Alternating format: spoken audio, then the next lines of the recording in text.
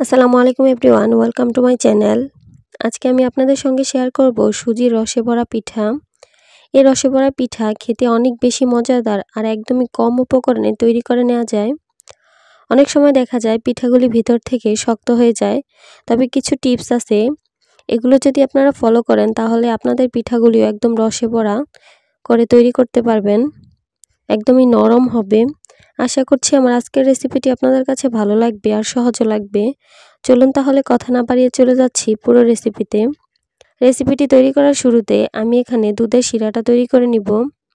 দুধের শিরাটা তৈরি করব আমি গুঁড়ো দুধ দিয়ে, তাই আমি এখানে 3 কাপ পানি নিয়েছি, তার সঙ্গে 1 কাপ গুঁড়ো দুধ নিয়েছি।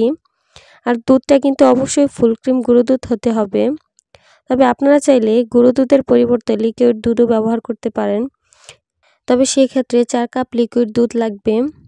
এরপর এখানে আমি দিয়ে দিচ্ছি হাফ কাপ চিনি। আমি আমার টেস্ট অনুযায়ী চিনিটা ব্যবহার করছি, আপনারা চাইলে আরও কমিয়ে বা বাড়িয়েও নিতে পারেন আপনাদের টেস্ট অনুযায়ী। দুধের শিরার সঙ্গে আমি সামান্য ফুড কালার ব্যবহার করব, তবে এটা একদমই অপশনাল, আমি শুধুমাত্র দেখতে সুন্দর লাগার জন্য দিয়েছি। এরপর ফ্লেভারের জন্য দিয়ে দিচ্ছি 1 চিমটি পরিমাণ এলাচের গুঁড়ো। আপনারা চাইলে এখানে আস্ত এলাচও ব্যবহার করতে পারেন, আবার চাইলে বাদও দিতে পারেন। এবারে সব কিছু একসঙ্গে খুব ভালো করে মিশিয়ে নিচ্ছি।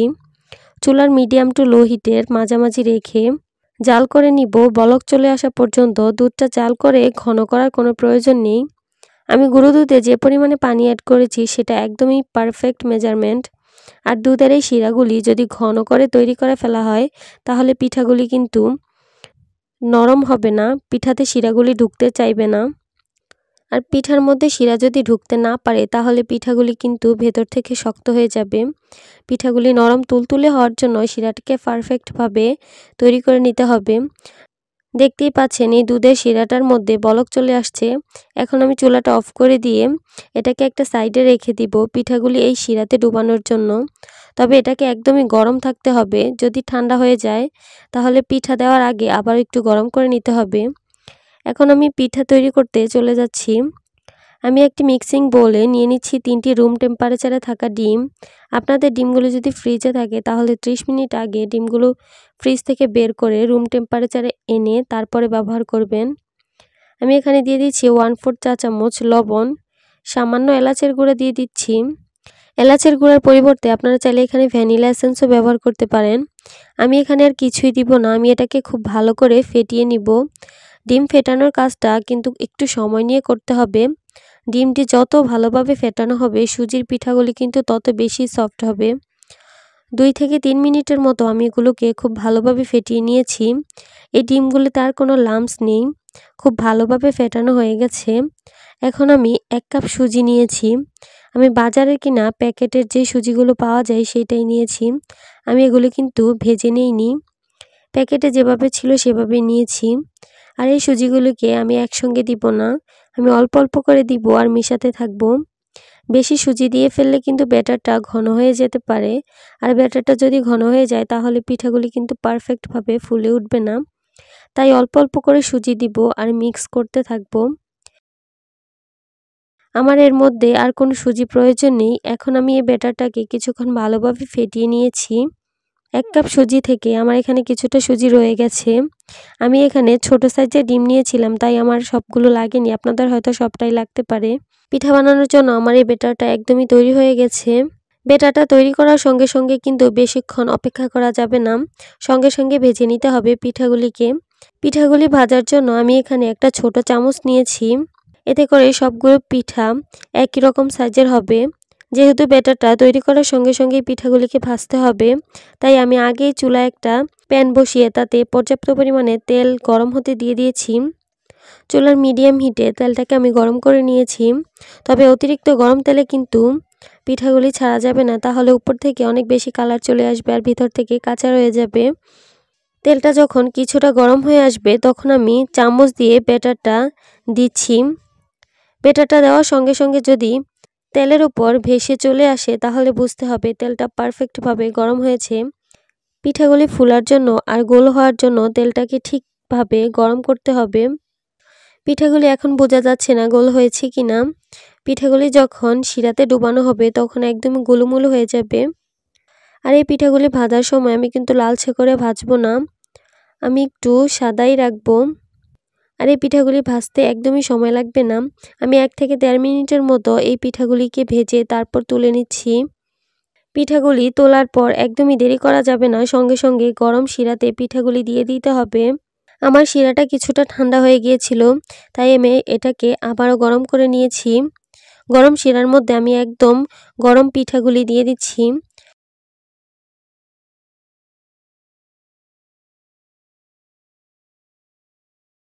এবার শিরাটার সঙ্গে পিঠাগুলিকে নেড়ে চেড়ে ভালোভাবে মিশিয়ে নিয়ে আমি একটা ঢাকনা দিয়ে ঢেকে রেখে দেব 2 ঘন্টার জন্য। এই 2 ঘন্টার মধ্যে পিঠাগুলির শিরার সঙ্গে মিশে চেহারাটাই কিন্তু পাল্টে যাবে। আমি এখানে 2 ঘন্টা পর ঢাকনাটা তুলে নিচ্ছি। দেখতেই পাচ্ছেন শিরাগুলি একদমই টেনে গেছে আর পিঠাগুলি একদমই পুরো গুলুমুলু হয়ে গেছে। এখন আমি পিঠাগুলিকে পরিবেশন করে নিয়েছি। তবে আপনারা চাইলে ফ্রিজে রেখে ঠান্ডা করেও পিঠাগুলিকে পরিবেশন করতে পারেন। আমি একটা পিঠা আপনাদেরকে কেটে দেখাচ্ছি। পিঠার ভেতরের অবস্থানটা আমি আপনাদেরকে দেখিয়ে দিচ্ছি। পিঠাগুলি কত বেশি সফট হয়েছে, কেটে আপনাদেরকে ভেতরটা দেখিয়ে দিলে আপনারা বুঝতে পারবেন। মজাদার এই পিঠাগুলি মুখে দিলে কিন্তু একদমই মিলিয়ে যাবে। আশা করছি আমার আজকের রেসিপিটি আপনাদের কাছে অনেক ভালো লেগেছে আর সহজও লেগেছে। যদি ভালো লেগে থাকে অবশ্যই আমার চ্যানেলটি সাবস্ক্রাইব করবেন আর পাশে থাকা বেল বাটনটি ক্লিক করে রাখবেন আমার পরবর্তী ভিডিও নোটিফিকেশন সবার আগে পাওয়ার জন্য। আজকে আমি আপনাদের সঙ্গে শেয়ার করব চুষি পিঠা। গরম গরম ধোয়া ওঠা চুষি পিঠা বা সেমাই পিঠা খেতে কার না ভালো লাগে। আজকে আমি কোনো রকমের চালের গুঁড়া ছাড়াই শুধুমাত্র সুজি দিয়ে তৈরি করব চুষি পিঠা বা চুই পিঠা। অনেকেই আবার এই পিঠাগুলিকে হাতে কাটা সেমাইও বলে থাকে। যে নামেই বলে না কেন, এটা তৈরি করা অনেক সহজ আর খেতে তো ভীষণ মজা। আশা করছি আমার আজকের রেসিপিটি আপনাদের কাছে অনেক ভালো লাগবে আর সহজও লাগবে। চলুন তাহলে কথা না বাড়িয়ে চলে যাচ্ছি পুরো রেসিপিতে। প্রথমে আমি একটা প্যানে নিয়ে নিচ্ছি 1/2 কাপ সুজি। এই 1/2 কাপ সুজি দিয়ে কিন্তু বেশ অনেকগুলো পিঠা তৈরি হয়ে যাবে, তাই আমি 1/2 কাপের বেশি নিচ্ছি না। কোনো রকমের ঘি বা তেল ছাড়াই আমি সুজিগুলোকে ভেজে নিব আর চুলার হিটটাকে একদমই লোতে রাখবো। অনবরত নাড়তে থাকতে হবে, খেয়াল রাখতে হবে সুজিগুলোকে যাতে কোনোভাবে পুড়ে না যায়। আমি প্রায় 1 থেকে 1.5 মিনিটের মতো সুজিগুলোকে ভেজে নিয়েছি। এরপর এখানে আমি দিয়ে দিচ্ছি 1 কাপ লিকুইড দুধ। শুরু থেকে শেষ পর্যন্ত চুলার হিটটাকে কিন্তু একদমই লোতে রাখতে হবে। এবার আমি অনবরত নেড়ে ছেড়ে এইখানে একটা ডো তৈরি করে নিব। খেয়াল রাখতে হবে সুজিগুলো যাতে কোনোভাবে দলা পেকে না যায়, তাই অনবরত নাড়তে থাকতে হবে। যখন কিছুটা ঘন হয়ে আসবে তখন আমি এখানে দিয়ে দিচ্ছি কিছুটা লবণ বা 1 পিঞ্চের মতো। আপনারা যারা মিষ্টি খাবারে লবণ খেতে পছন্দ না করেন তারা এটা স্কিপও করতে পারেন। সুজির মিশ্রণটা যখন ভালোভাবে মেশানো হয়ে যাবে তখন আমি একটা ঢাকনা দিয়ে ঢেকে রেখে দিব 5 মিনিটের জন্য। চুলার হিটটাকে কিন্তু একদমই লোতে রাখতে হবে। 5 মিনিট পর আমি ঢাকনাটা তুলে নিচ্ছি আর এই ডোটাকে ভালোভাবে নেড়েচেড়ে মিশিয়ে নিচ্ছি। আর 5 মিনিটের মধ্যেই কিন্তু আমার এই সুজিগুলো খুব ভালোভাবে সেদ্ধ হয়ে গেছে আর একদমই পারফেক্টভাবে ডোটা তৈরি হয়ে গেছে। এখন আমি এই ডোটাকে একটা প্লেটে তুলে নিচ্ছি। কিছুটা গরম থাকা অবস্থাতেই আমি এই ডোটাকে খুব ভালোভাবে মথে নিচ্ছি। একটু গরম থাকা অবস্থাতেই হাতে এই ডোটাকে একটু ভালোভাবে মিশিয়ে নিতে হবে। একদম স্মুথ আর সফট হয়ে যাবে। ডোটা যখন একদমই সফট আর স্মুথ হয়ে গেছে তখন আমি এখানে একটা লেচি কেটে নিচ্ছি। এরপর লেচিটাকে প্রথমে আমি গোল বল করে নিচ্ছি, এরপর লম্বা করে নিব। বাকি যে ডোটা আছে এটা কিন্তু অবশ্যই ঢেকে রাখতে হবে, তা না হলে উপর থেকে ড্রাই হয়ে যাবে। এভাবে চিকন আর লম্বা করার পর আমি এখানে একটু একটু করে ছিঁড়ে নিব আর হাতের সাহায্যে পিঠাগুলি তৈরি করে নিব। একদমই সহজ একটা ব্যাপার, আপনারা দেখে একটু খেয়াল করে বুঝে নিতে হবে আমি কাজটা ঠিক কীভাবে করছি। প্রথমে 2-1টা ভালো নাও হতে পারে, তবে আস্তে আস্তে করতে করতে দেখবেন একদমই পরের পিঠাগুলি খুব সুন্দর হয়ে যাবে। একটা ব্যাপার খেয়াল রাখতে হবে, ডোটা যখন ছিঁড়বো তখন কিন্তু খুব সামান্য করে ছিঁড়তে হবে, এতে করে পিঠাগুলি দেখতে চিকন হবে আর দেখতে সুন্দর হবে। এভাবে পিঠাগুলিকে তৈরি করে নিব। পিঠাগুলি তৈরি হয়ে যাওয়ার পর এখন আমি সামান্য কিছুটা চালের গুঁড়া বা কিছুটা ময়দা ছিটিয়ে রাখবো। এতে করে একটা পিঠার সঙ্গে আরেকটা পিঠা লেগে যাবে না, এতে করে দেখতে সুন্দর থাকবে, বাঁকা হয়ে যাবে না। দুধের শিরাটা তৈরি করা পর্যন্ত আমি এই পিঠাগুলিকে চালের গুঁড়া বা ময়দা দিয়ে রেখে দিব। এখন আমি চলে যাব দুধের শিরাটা তৈরি করার জন্য। এখন আমি একটা প্যানে নিয়ে নিচ্ছি 4 কাপ লিকুইড দুধ। হাফ কাপ সুজির জন্য এখানে আমি 4 কাপ লিকুইড দুধ ব্যবহার করছি। যদি আপনারা পিঠার পরিমাণটা আরও বেশি হয় তাহলে দুধের পরিমাণটা আরও বাড়িয়ে নিতে হবে। চুলের হিটটাকে আমি হাই মিডিয়ামের মাঝামাঝি রেখে দুধটাকে নেড়েচেড়ে অনবরত জাল করে নিচ্ছি। যদি আপনাদের পিঠার পরিমাণটা আরও বেশি হয় তাহলে দুধের পরিমাণটা আরও বাড়িয়ে নিতে হবে।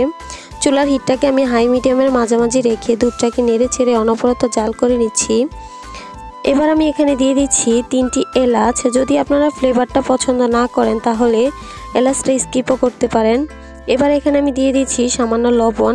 আমি আবারও বলছি, আপনারা যদি মিষ্টি খাবারের লবণ খেতে পছন্দ না করেন তাহলে এটা বাদ দিতে পারেন। মিষ্টির জন্য এখানে আমি দিয়ে দিচ্ছি গুড় হাফ কাপ। আর আমি গুড়টাকে একটু ছোট করে কেটে নিয়েছি। আমি একটা গ্রেটার দিয়ে গ্রেট করে নিয়েছি, তবে আপনারা চাইলে ছোট ছোট টুকরো করে কেটে নিতে পারেন। তবে গ্রেটার দিয়ে গ্রেট করলে খুব অল্প সময়ের মধ্যে দুধটার সঙ্গে গুড়টা মিশে যায়। আমি এই শিরাটাকে আজকে গুড় দিয়ে তৈরি করছি, তবে আপনারা চাইলে এখানে চিনি দিয়েও তৈরি করতে পারেন, আবার চাইলে চিনি গুড় দুটো মিশিয়ে তৈরি করতে পারেন। সব কিছুকে একসঙ্গে আমি নেড়েচেড়ে খুব ভালোভাবে মিশিয়ে নিচ্ছি। আর এখানে এবার দিয়ে দিচ্ছি আমি তৈরি করে রাখা পিঠাগুলো। আর পিঠাগুলো একসঙ্গে দেওয়া যাবে না, অল্প অল্প করে দিতে হবে আর নাড়তে থাকতে হবে। মানে অল্প কিছু পিঠা আমি দিব আর সঙ্গে সঙ্গে নেড়ে ছেড়ে দিব। এরপর আবারও কয়েকটা পিঠা দিব, আবারও নেড়ে ছেড়ে দিব। এভাবে আমি সবগুলো পিঠা দিব আর এভাবে নেড়ে ছেড়ে একসঙ্গে মিশিয়ে নিব। তাহলে কিন্তু পিঠাগুলি দলা পেকে যাবে না। প্রথম অবস্থায় পিঠাগুলি কিন্তু একটু নরম থাকবে, তাই হালকা হাতে নেড়ে ছেড়ে দিতে হবে। চুলার হিটটাকে হাই মিডিয়ামের মাঝামাঝি রেখে এভাবে নেড়ে ছেড়ে এটাকে জাল করব 7 থেকে 8 মিনিটের মতো। তবে নাড়াচাড়া একদমই হালকা হাতে করতে হবে। যখন দেখবেন পিঠাগুলি এরকম উপরে ভেসে উঠেছে তখনই বুঝতে হবে পিঠাগুলি রান্না হয়ে গেছে। এখন আমি এখানে দিয়ে দিব ফ্রেশ কোরানো নারিকেল হাফ কাপ।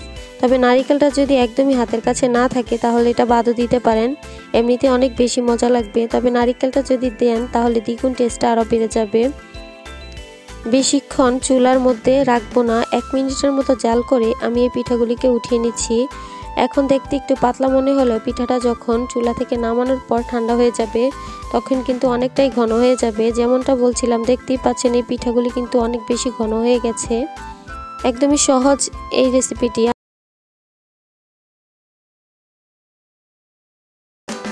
আজকের ভিডিওতে আপনাদেরকে আমি দেখাবো গুঁড়া দুধ আর ময়দা দিয়ে রসে ভরপুর গোলাপজাম মিষ্টি তৈরির রেসিপি। তুলতুলে নরম রসে ভরা এই গোলাপজামুন মিষ্টিগুলো মুখে দিলেই কিন্তু মিলিয়ে যাবে। একদম সহজভাবে তৈরি করার চেষ্টা করেছি, আশা করছি আপনাদের কাছে খুবই ভালো লাগবে আর সহজও লাগবে। চলুন তাহলে দেখে নেওয়া যাক এই অমৃত স্বাদের গোলাপজামুন রসগোল্লা তৈরির রেসিপিটি। প্রথমে আমি একটি মিক্সিং বোলে নিয়ে নিচ্ছি 1.5 কাপ গুঁড়ো দুধ। গুঁড়ো দুধটা যেন ফুল ক্রিম হয় সেদিকে লক্ষ্য রাখতে হবে, তাহলে গোলাপজামুনের টেস্টটা ভালো আসবে।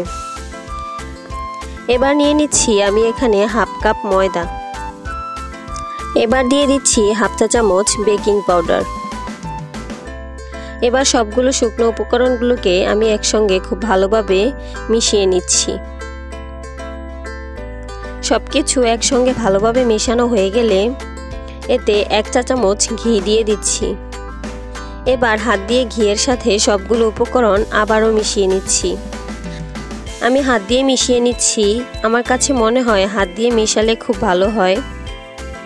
এমনভাবে মেশাতে হবে ঘিটা যেন কোথাও দলা পেকে না যায়, সব কিছু যেন একসাথে খুব ভালোভাবে মিশে যেতে পারে। এবার মিষ্টির ডোটা তৈরির জন্য আমি এখানে লিকুইড দুধ ব্যবহার করছি হাফ কাপ। অল্প অল্প করে দুধ দিয়ে ডোটা তৈরি করতে হবে, একসঙ্গে দিচ্ছি না, একসঙ্গে দিলে দলা পেকে যেতে পারে, তাই আমি অল্প অল্প করে দিব আর মেশাতে থাকবো। মিষ্টির এই ডোটা কিন্তু শক্তভাবে তৈরি করা যাবে না, ডোটা একটু সফটভাবে তৈরি করতে হবে। হাফ কাপ দুধ দেওয়ার পরেও যদি মনে হয় এই ডোটা শক্ত আছে তখন আপনারা চাইলে আরও কিছুটা লিকুইড দুধ দিয়ে আবারও মিশিয়ে নিতে পারেন। ডোটাকে ভালোভাবে মিশিয়ে নিয়েছি। এখন এই ডোটা অনেক বেশি স্টিকি আর সফট মনে হচ্ছে, কিন্তু কিছুক্ষণের মধ্যে এটা একদমই সেট হয়ে যাবে। এবার আমি এই ডোটাকে 5 মিনিটের জন্য এভাবে রেখে দিব। 5 মিনিট পরে দেখবেন একদম সেট হয়ে গেছে, হাতে লেগে লেগে আসছে না। এখন আমি মিষ্টিগুলো বানিয়ে নিব। মিষ্টিগুলো বানানোর জন্য হাতে কিছুটা ঘি মেখে নিয়েছি। সবগুলো মিষ্টি একই সাইজের হওয়ার জন্য আমি একটা চামচ ব্যবহার করছি। কিছুটা ডো হাতে নিয়ে গোল গোল করে আমি মিষ্টি বানিয়ে নিচ্ছি। তবে একটা জিনিস খেয়াল রাখতে হবে, মিষ্টির গায়ে কোনো ধরনের ফাটল যাতে না থাকে। আমি গোল বানাচ্ছি কারণ গোলাপ জামুন গোল করে বানানো হয়, আপনারা চাইলে লম্বা বা চ্যাপ্টা করেও বানাতে পারেন। এভাবে সবগুলো মিষ্টি বানাতে হবে। আমার সবগুলো মিষ্টি বানানো শেষ। এখন দেরি না করেই সঙ্গে সঙ্গে মিষ্টিগুলো ভেজে নিতে হবে। তেল পুরোপুরি গরম হওয়ার আগেই মিষ্টিগুলো তেলে ছেড়ে দিচ্ছি। গরম তেলে মিষ্টি দেওয়া যাবে না, তাহলে পুড়ে যাবে। মিষ্টি তেলে দেওয়ার পর থেকে একটু পর পর নেড়ে ছেড়ে দিতে হবে। এই মুহূর্তে চুলার হিট লোতে রেখেছি। যখন মিষ্টিতে কালার আসা শুরু করবে তখন চুলার হিটটা আমি মিডিয়াম টু হাইয়ের মাঝামাঝি রেখে দিব। সমানভাবে মিষ্টিতে কালার আসার জন্য চামচের পিঠ দিয়ে সমানভাবে ঘুরিয়ে ঘুরিয়ে অনবরত নাড়তে থাকতে হবে। মিষ্টিগুলো ভাজা হতে আমার প্রায় 8 থেকে 10 মিনিটের মতো সময় লেগেছে, তবে আপনাদের আরও কম বা বেশিও লাগতে পারে। মিষ্টিগুলো আমার এখানে প্রায় সুন্দর একটা কালার চলে এসেছে, তাই আমি আস্তে আস্তে মিষ্টিগুলো ছেঁকে নিচ্ছি।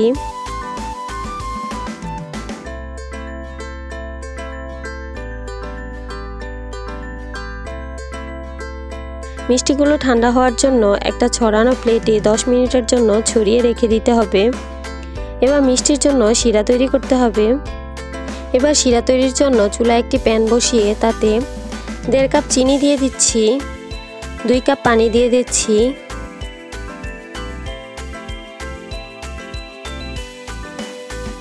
সাথে 3টা এলাচও দিয়েছি গ্রান হওয়ার জন্য।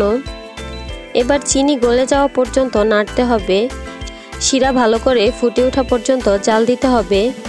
শিরায় বলক আসার পর চুলা বন্ধ করে তাতে মিষ্টিগুলো দিয়ে দিব। মিষ্টিগুলো দিয়ে ঢাকনা দিয়ে ঢেকে রেখে দিব 1 ঘন্টার জন্য। 1 ঘন্টা পর দেখুন মিষ্টিগুলো পুরোপুরি রসে ভরে গেছে। এভাবেই তৈরি হয়ে গেল রসে ভরপুর গোলাপ জামুন। একদম অল্প কিছু উপকরণে ঘরেই তৈরি করে ফেলেছি গোলাপ জামুন মিষ্টি। আপনারাও বাসায় ট্রাই করবেন, আর ট্রাই করে কেমন হয়েছে অবশ্যই আমাকে কমেন্টস করে জানাবেন। আর আজকের ভিডিওটি যদি ভালো লেগে থাকে অবশ্যই একটি লাইক দিবেন, আর আমার চ্যানেলটি সাবস্ক্রাইব করবেন।